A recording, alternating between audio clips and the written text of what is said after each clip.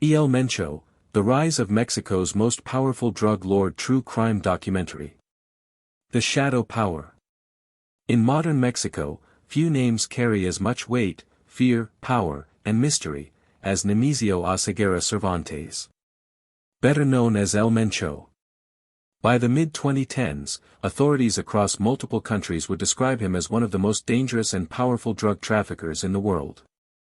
His organization, the Jalisco New Generation Cartel, known as CJNG, rose with unusual speed, violence, and structure. Unlike older cartels that fractured over time, CJNG expanded aggressively, challenging state forces and rival groups alike. And yet, despite global attention, El Mencho himself has remained largely unseen. A fugitive leader whose life is documented in fragments, law enforcement reports, court filings, and investigative journalism, but still filled with gaps. What is publicly known tells a story of transformation. From a rural upbringing to organized crime, to becoming one of the most wanted men on earth. And in many ways, the full story is still unfolding. What is known about El Mencho? Nemesio Oseguera Cervantes was born on July 17, 1966, in the state of Michoacán, Mexico. Public records indicate he was raised in a rural environment, one of several siblings in a farming family. Details about his early life are limited. Much of what is known comes from later investigations and testimonies rather than contemporaneous documentation. According to multiple law enforcement sources, his path into criminal activity began at a relatively young age. However, the exact timeline of his early involvement remains unclear. Some reports suggest migration to the United States during his youth, possibly in the 1980s. What is confirmed is that by the early 1990s, Oseguera Cervantes had already come into contact with U.S. law enforcement. In 1992, he was arrested in California on drug-related charges. Court records indicate he was later convicted and served time in the United States before being deported back to Mexico. This period, his time in the U.S. criminal justice system, is often cited by analysts as a formative phase. But the extent to which it shaped his later operations is not fully documented. What is certain is that after his deportation, his trajectory changed. Return to Mexico. After being deported to Mexico in the late 1990s, Nemesio Oseguera Cervantes re-entered a country already undergoing transformation in organized crime. The old cartel structures were shifting. Power vacuums were forming. And violence was becoming more decentralized. According to investigative reporting, El Mencho became associated with the Milenio Cartel, a criminal organization operating primarily in the western region of Mexico. The Milenio Cartel maintained connections with larger trafficking networks and played a role in transporting narcotics across international routes. At this stage, El Mencho was not widely known. He was not yet a leader. His role, based on available information, was operational.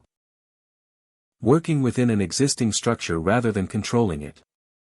But that would change. Because in the world of organized crime, stability rarely lasts. And when cartels fracture, new leaders emerge. The fracture. The turning point came in the late 2000s. Mexican authorities intensified operations against cartel leadership across the country. High-profile arrests disrupted long-standing organizations, including the Milenio Cartel. In 2010, one of its key leaders, Oscar Orlando Nava Valencia, was arrested by Mexican forces. This event triggered internal conflict. The organization fractured into rival factions, each attempting to claim territory and control. From this fragmentation, a new group began to form. Initially referred to in some reports as Los Torcidos, this faction would later become known as the Jalisco New Generation Cartel. CJNG. And at its center was El Mencho. The rise of CJNG. The emergence of CJNG marked a shift in Mexico's criminal landscape. Unlike older cartels that relied on long-established networks, CJNG expanded rapidly through aggressive tactics. Publicly available reports from Mexican authorities and international agencies describe the group as highly organized, heavily armed, and strategically focused. Their operations included drug trafficking, extortion, and territorial control across multiple states. But what distinguished CJNG, according to analysts, was its approach to confrontation. The group did not always avoid direct conflict with state forces. In some documented cases, they engaged them. One of the earliest signs of their presence came in 2011. Authorities discovered bodies in Veracruz accompanied by messages identifying the perpetrators as a new group, CJNG. This marked a public declaration. A signal that a new cartel had entered the national stage. And it would not remain in the shadows. El Mencho as a leader. Despite CJNG's growing presence, El Mencho himself remained elusive. There are no widely verified public interviews. No confirmed direct recordings. No consistent visual documentation beyond law enforcement images. Most of what is known about his leadership comes from indictments, testimonies, and intelligence assessments. Authorities describe him as a central figure in coordinating CJNG's expansion. The U.S. Department of Justice has identified him as responsible for overseeing large-scale drug trafficking operations, including the movement of methamphetamine, cocaine, and heroin into the United States. But even these descriptions rely on evidence gathered over time, intercepted communications, arrests of associates, and financial tracking. There is no single, complete account. Only pieces. And together, those pieces form a picture of a leader operating at a distance. Rarely seen. But deeply influential. Escalation. As CJNG expanded, so did the level of violence associated with its operations. One of the most widely reported incidents occurred in May 2015. Mexican authorities launched an operation aimed at capturing El Mencho. What followed was a coordinated response from CJNG. Armed individuals carried out multiple attacks across Jalisco state. Vehicles were set on fire. Roads were blocked. And in a significant escalation, a military helicopter was shot down. Several soldiers were killed. This incident marked a turning point.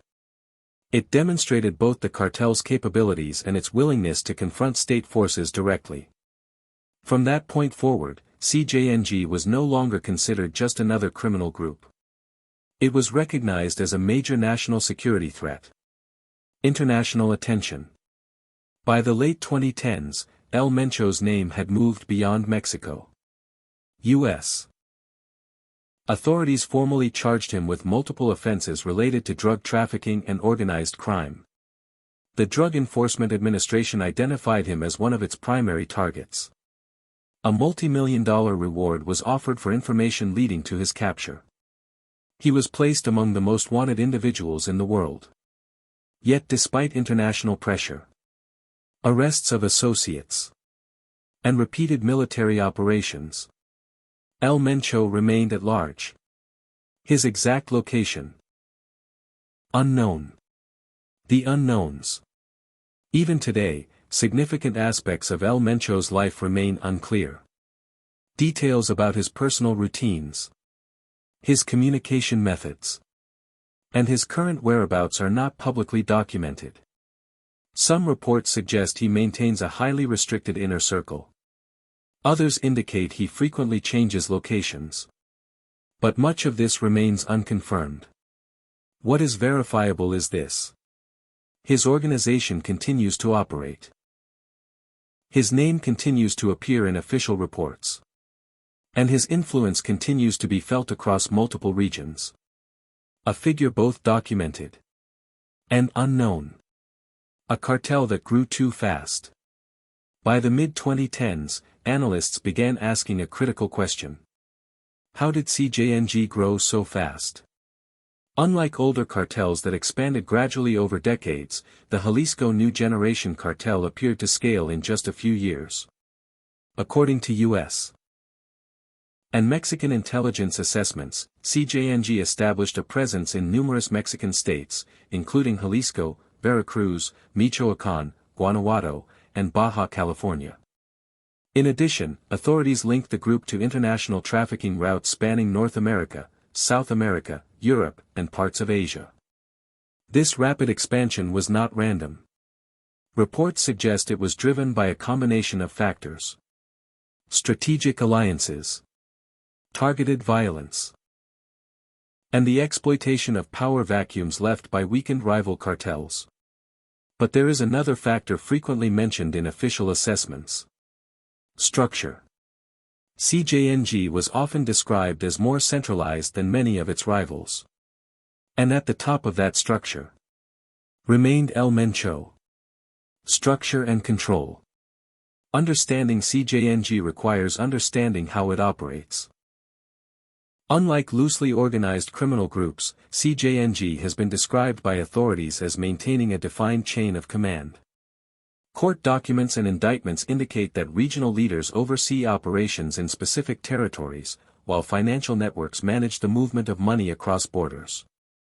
These operations include drug production, transportation, and distribution, but also extend into other activities such as fuel theft, extortion, and illegal mining.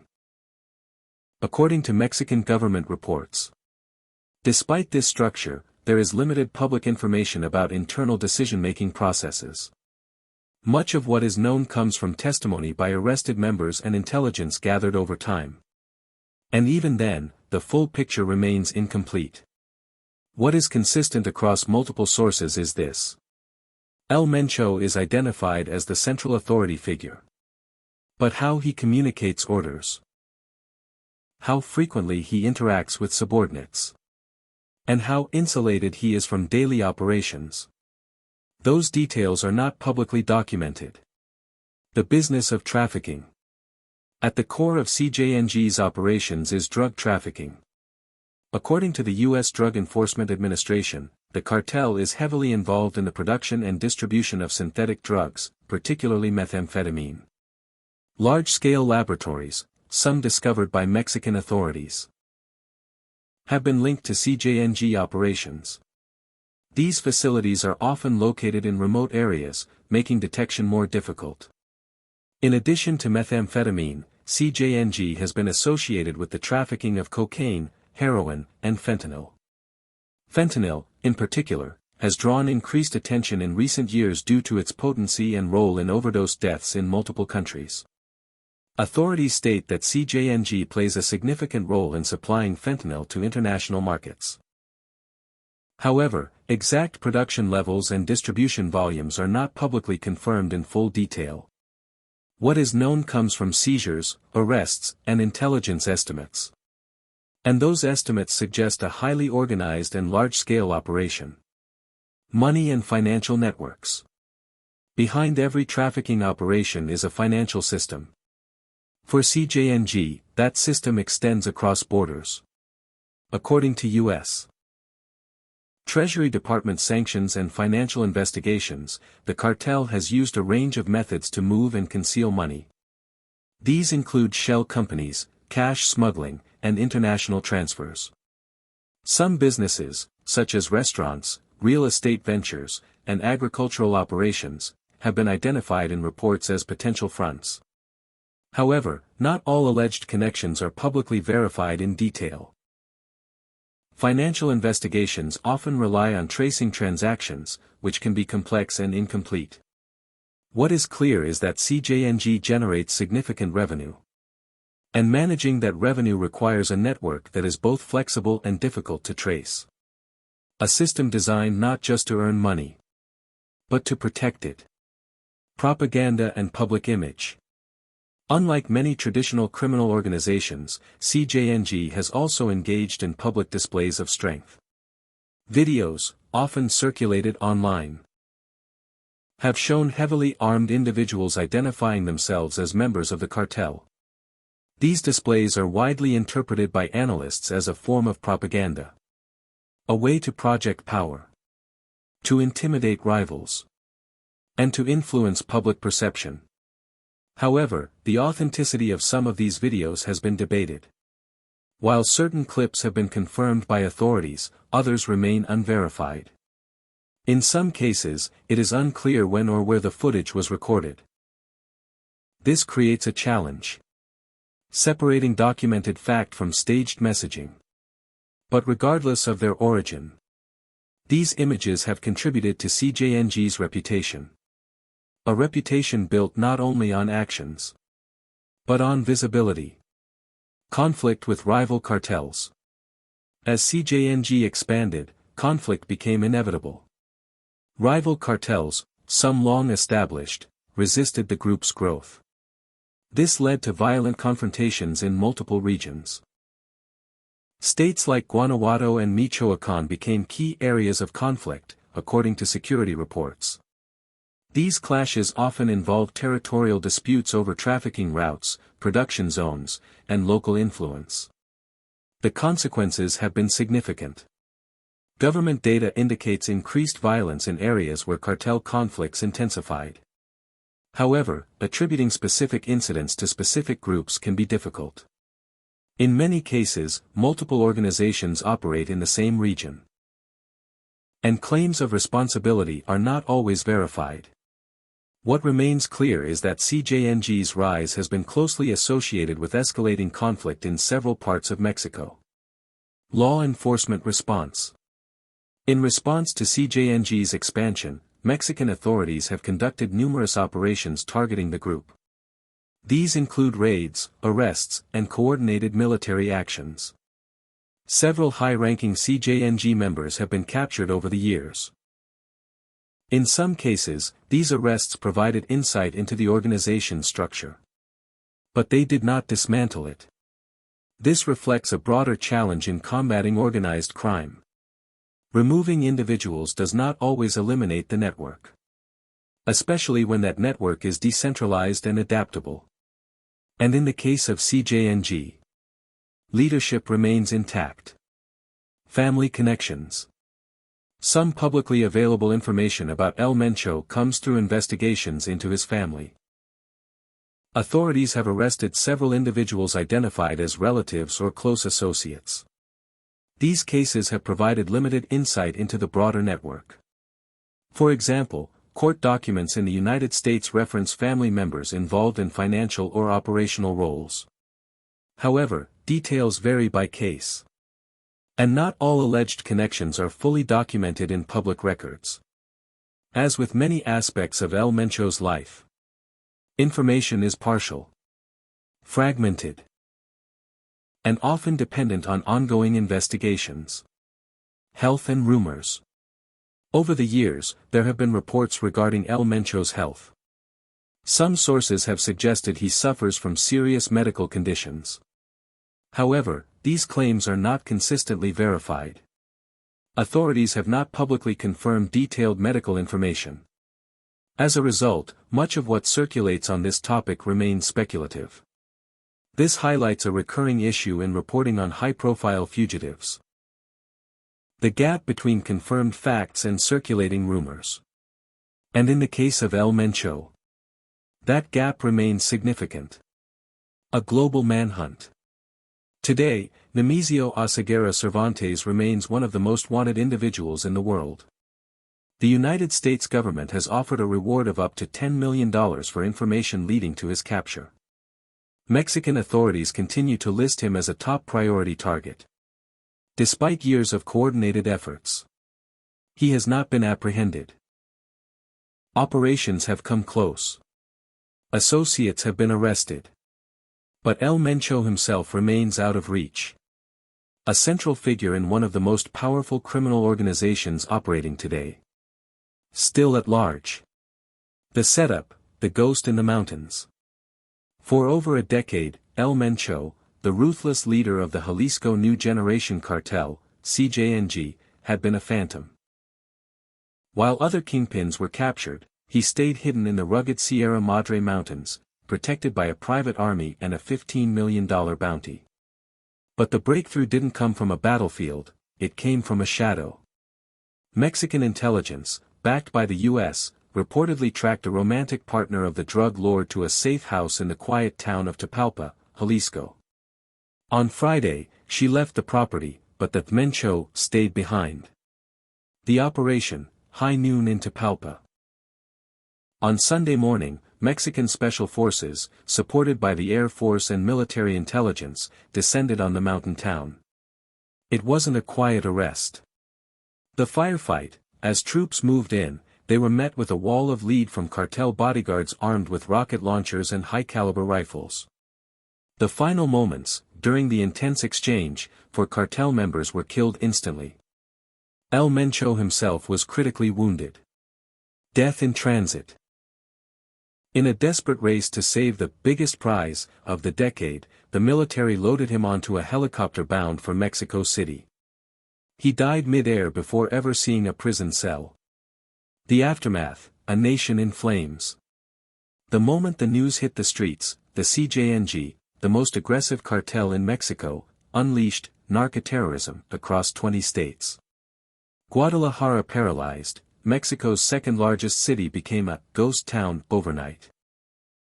Burning buses and trucks blocked highways leading to the Estadio Akron, where World Cup matches are set to be held. Chaos at the gates, panicked travelers were seen running through the Guadalajara International Airport as smoke from nearby arson attacks billowed into the sky. The toll, beyond the cartel leader, at least 14 people died in the retaliatory violence, including 7 members of the National Guard. The legacy, the end of an era. The death of a figure like Nemesio Oseguera Cervantes often raises questions about the future of the organization he led and the broader impact on regional stability. While such events can be seen as significant victories in the fight against organized crime, they can also create power vacuums and lead to further conflict as different factions or rival groups vie for control. The aftermath of this event, like many others involving high-profile criminal figures, highlights the complex and ongoing challenges faced by authorities in addressing organized crime and its far-reaching consequences.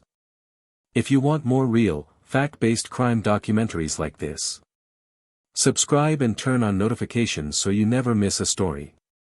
Because the truth is always deeper than the headlines.